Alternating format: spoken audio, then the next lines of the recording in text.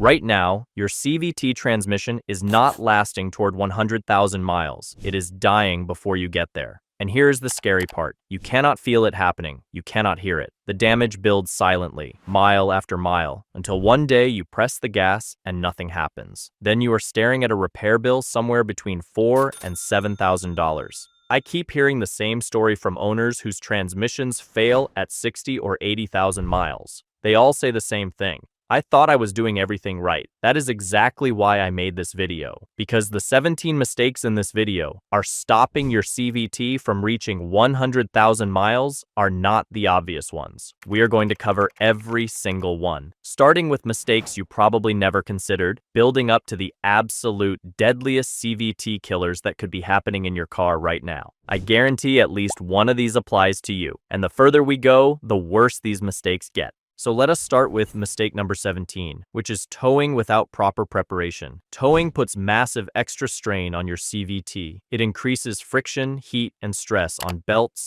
chains, pulleys, and hydraulic parts. Everything inside your transmission works much harder when pulling weight. Manufacturer towing ratings give you a baseline, but those numbers come with fine print. They do not guarantee your transmission survives real-world conditions. Terrain, technique, and maintenance all matter. I have seen owners tow light loads within rated limits by driving carefully and servicing fluid after trips. Others followed the rules, but still had failures after towing through mountains. Tongue weight is critical and nobody talks about it. If you load too much weight on the back of your trailer, it takes weight off your drive wheels. That reduces traction and causes wheel spin during starts and climbs. Long mountain climbs are where I see the most catastrophic failures. The engine works hard, temperatures climb, and factory cooling gets overwhelmed fast. If you tow regularly, especially in mountains, you need to weigh convenience against the real risk of shortening your transmission's life. Mistake number 16 is using completely wrong hill driving techniques. Almost nobody teaches this stuff, but it matters more than you think. On steep hill starts, use your parking brake. Pull the brake to hold the car still. Add slight throttle to raise engine RPM. Then slowly release the brake as you start moving forward. Without the parking brake, you are forcing the CVT transmission to hold the entire car against gravity while also trying to accelerate. That creates stress that wears internal parts fast. Going downhill requires different techniques. Use lower modes like L or B to increase engine braking. Do not ride your brakes the entire way down. Instead, brake firmly to slow down, then release completely so the brakes can cool while the engine does the work. This protects both your brakes and your transmission. Mistake number 15 is buying a used CVT vehicle without checking service history. This gamble costs people thousands every year. Most buyers never realize how much CVT reliability depends on maintenance history. A well-maintained CVT from a good model year can last a long time, but a neglected one might fail months after you buy it, no matter how gently you drive. Before you buy, ask for service records. Look for proof of regular CVT fluid changes, transmission filter replacements, and any warranty repairs. If records are missing or show skip services, your risk goes way up. That great deal can turn into a nightmare fast. Get an independent inspection from a technician who knows CVT issues. They spot warning signs you will never notice on a test drive. Dark or burnt CVT fluid means prior overheating. Sludge in the pan shows contamination. Also run a VIN check for recalls and technical service bulletins. 30 minutes of research can save you thousands in repairs. Mistake number 14 is poor cooling system management. This combines several related errors that all lead to the same outcome, which is your transmission cooking itself to death. Overheating destroys CVTs faster than anything else. So when owners discover high temperatures during towing or mountain driving, the logical move is adding a transmission cooler. But installing a cooler wrong does not just waste money, it can actually speed up your transmission's death. The first problem is sizing. A transmission cooler that is too small for how you drive is useless. If you tow or drive through mountains, that budget cooler will not reject enough heat to matter. But even a good cooler fails completely if you put it in the wrong spot. I have seen owners mount coolers behind the radiator where the air is already hot. Your transmission cooler is trying to reject heat into air that absorbed heat from the radiator. That does nothing. Owners who put transmission coolers in front of the radiator in direct airflow see temperature drops of 20 to 25 degrees. Same cooler, completely different results, just from placement. There are also flow problems that block cooling. Small screens inside transmission coolers can clog with debris over time. Thermostatic valves can stick shut and stop flow. Narrow lines can kink or fill with gunk. Here is a specific example. The Jeep Patriot has a small integrated transmission cooler that owners call the soup can. When its internal filter clogs, the transmission overheats and goes into protective mode. Cleaning or replacing that $50 part fixes what some shops quote as a multi-$1,000 transmission replacement. If your transmission runs hot but the cooler lines feel cool, that tells you hot fluid is not circulating. Something is blocking flow. Check for restrictions before spending big on new coolers or a new transmission. Many vehicles also leave the factory with cooling that handles normal driving, but falls short during heavy use. Regional differences mean vehicles sold in northern markets sometimes lack enhanced cooling that is standard in southern markets. If you tow or live in hot climates and your transmission runs hot, upgrading cooling capacity costs a few $100s. Transmission replacement costs $4,000 to $7,000. The math is obvious. Mistake number 13 is using repair shops that lack proper CVT diagnostic tools and experience. This turns manageable repairs into financial disasters more often than you would believe.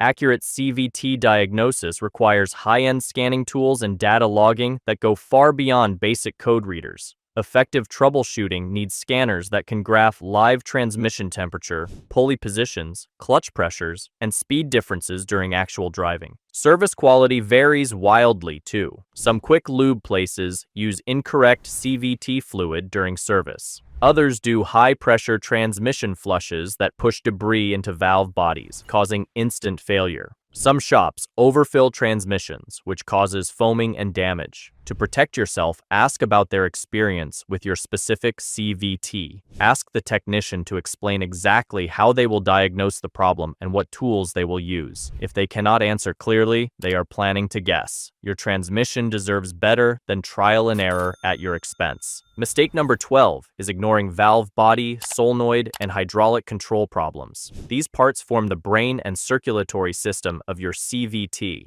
Problems here produce symptoms that mimic complete mechanical failure. And here is what makes this so important. Fixing valve body problems costs a fraction of full transmission replacement. Valve body issues show up as low-speed shudder, hesitation, or erratic behavior. The valve body controls oil routing and clamping pressures. When passages get clogged with varnish, when solenoids stick, when hydraulic pressure drops from internal leaks, your belt or chain loses proper grip. This causes slipping or shuddering, even when the CVT belt or chain itself is fine. The good news is that valve body servicing can restore normal operation in many cases. Targeted cleaning, solenoid replacement, and comprehensive fluid and filter service have fixed transmissions without requiring full replacement. These repairs run in the low thousands versus $5,000 to $7,000 for complete replacement. Always investigate valve body problems before concluding you need a new transmission. You might save thousands by fixing the brain instead of replacing the whole body. Mistake number 11 is using your CVT beyond what it was designed to handle. This combines general design limits with specific launch techniques that destroy transmissions fast. CVTs are engineered for specific types of driving. Economy-focused CVTs prioritize smooth power delivery and fuel efficiency. They have built-in limits on how much force they can handle. When you consistently demand more than the transmission was designed for, you speed up wear on belts, chains, pulleys, and hydraulic parts, regardless of how careful you think you are being.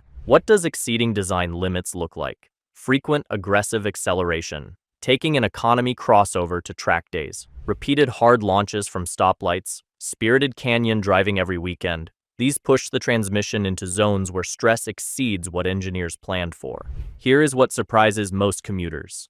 Stop-and-go traffic is actually one of the harshest environments for CVT transmissions.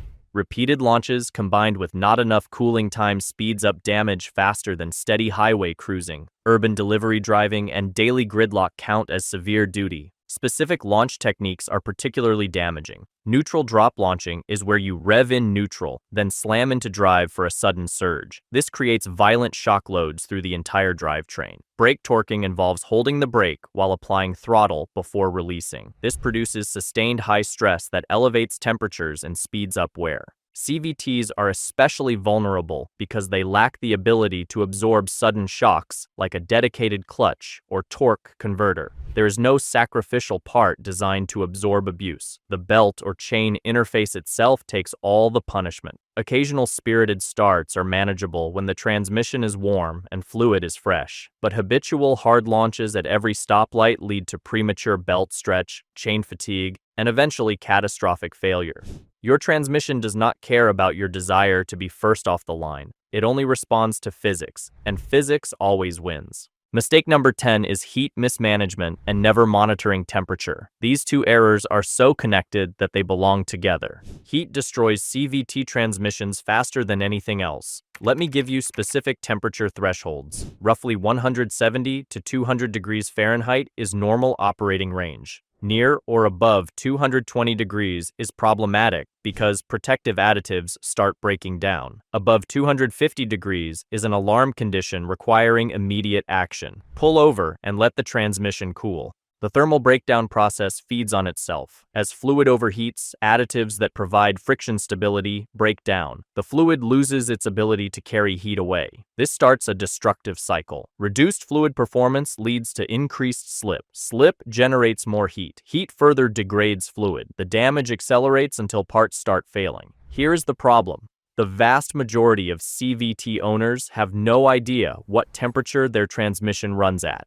They do not know what happens under demanding conditions. This lack of awareness prevents them from recognizing overheating before catastrophic damage occurs. The good news is that monitoring is easy and affordable. OBD adapters paired with smartphone apps can display live transmission temperature. You connect the adapter, download an app, and suddenly you have visibility into what is actually happening. Establish baseline temperatures under normal driving. Note what you see during highway cruising and city traffic. Document these numbers as your reference point. When conditions push outside that range, you can act before damage happens. Temperature logs also create documentation that supports warranty claims if failures occur. The owners whose transmissions last 200,000 miles understand this. They monitor, they respond, they adjust. The owners whose transmissions fail at 80,000 miles ignored the heat until it was too late. Mistake number 9 is the coolant and transmission fluid mixing disaster. What if I told you there is a failure that destroys both your cooling system and your transmission at the same time? A single part failure that contaminates two separate systems at once? This happens constantly. Many CVT-equipped vehicles use transmission coolers housed within the engine radiator.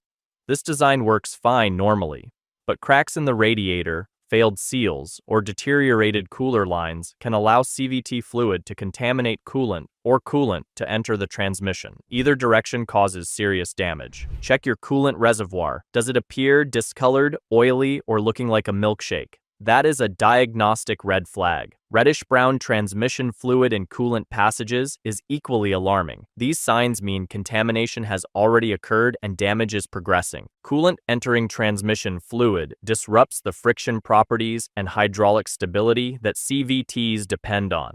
The fluid loses its ability to maintain proper clamping pressure. Slippage begins. Heat increases. Damage accelerates. Transmission fluid entering coolant degrades heat transfer efficiency and damages engine cooling parts, both systems failing together. Regularly inspect coolant condition. Pay attention to color and texture changes. Catching breaches early before extensive contamination limits damage significantly. Mistake number 8 is wrong cold weather operation. If you live anywhere that gets cold, this one applies to you every single winter morning. When it is cold, CVT fluid is substantially thicker than at normal operating temperature. This increased thickness slows hydraulic response, delays protection at the belt or chain interface, and prevents proper clamping pressure. In freezing temperatures, you commonly experience delayed engagement, higher RPM, and sluggishness for the first few minutes. Now here's something that surprises almost everyone. Prolonged idling is not an effective warm-up method for transmissions. Extended idling warms the engine, but transmission fluid warms much faster and more evenly when the vehicle is driven gently. So what should you actually do? Allow 30 seconds to a minute for the engine to stabilize, then drive gently with light throttle for the first couple of minutes. This warms everything faster and more evenly than sitting in your driveway for 10 minutes. Do not hammer the gas or do hard launches right away. Cold weather operating mistakes are among the most common because they happen every single morning during winter. Give your transmission 2 to 3 minutes of gentle driving before asking anything demanding of it. That simple habit change could add years to its life. Mistake number 7 is flat towing with drive wheels on the ground. If you ever need your vehicle towed or plan to tow it behind an RV, this information might save you from instant catastrophic failure. Towing a CVT vehicle with drive wheels on the ground while the engine is off is one of the most devastating mistakes an owner can make. It can destroy internal parts within a shockingly short distance. Here is why.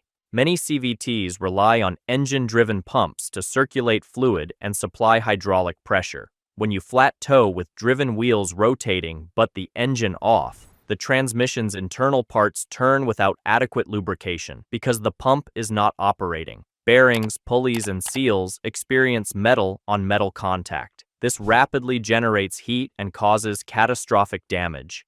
Mistake number 6 is ignoring warning signs and symptoms. This is how minor problems become major catastrophes. Start with sounds. Your ears can detect problems long before they become visible. Whining spans from normal pump noises to pathological sounds that indicate degraded fluid and metal in the pan. Chain rattling or clicking often signals progressive chain stretch or tensioner wear. Belt-type CVTs may produce squeaks or chirps before sudden RPM jumps, indicating the belt is losing grip. Pay attention to what you feel. Slipping shows up as the engine revving higher without the car speeding up. Drivers describe this as a rubber band feeling. You press the gas, the tachometer climbs, but the car hesitates before actually moving faster. Delayed engagement from park to drive is another warning. You shift into gear and nothing happens for a moment. Then the transmission catches. Shudder at low speeds feels like driving over rumble strips when the road is perfectly smooth.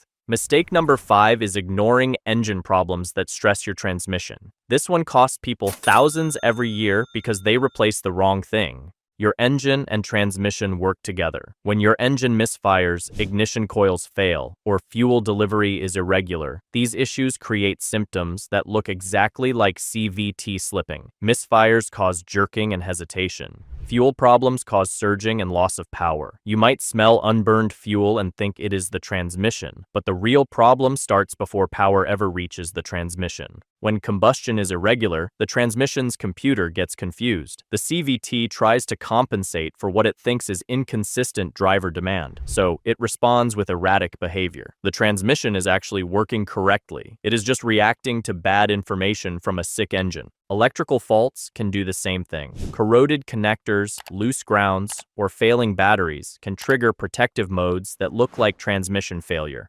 Before you commit to expensive transmission work, make sure the engine is healthy. Otherwise, you might replace a perfectly good transmission while the real problem keeps destroying your new one. Mistake number 4 is aggressive pressure flushing of contaminated systems. When a CVT has accumulated contamination, varnish, or metallic debris from delayed maintenance or early wear, subjecting it to high-pressure flush can push settled deposits into narrow valve body passages and solenoid openings. This causes blockages that trigger immediate failure. You go in for maintenance and come out needing a new transmission. A staged drain and refill approach is safer for older transmissions or units with unknown history. This method replaces substantial fluid without pushing settled deposits through fine passages. Full pressure flushing can work on systems that are demonstrably clean with regular service histories, but applying it to contaminated or unknown history systems is a gamble that often goes catastrophically wrong. Be extremely wary of shops that promote flushing as routine service without first inspecting internal condition. Insist on inspection before any flushing. Verify correct CVT fluid will be used. Prefer staged exchanges if there is any question about cleanliness.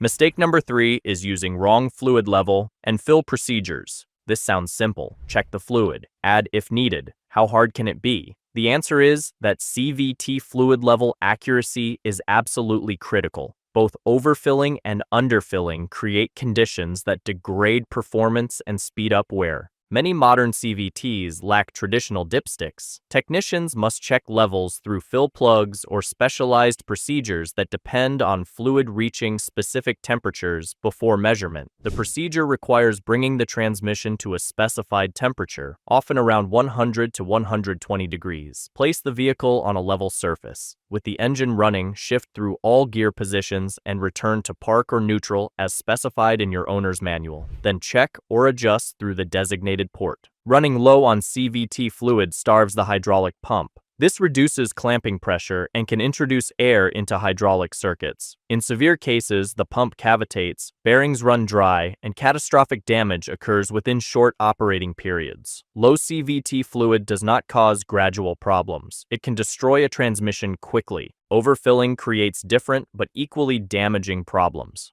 When levels are too high, rotating parts churn through excess fluid and create foam.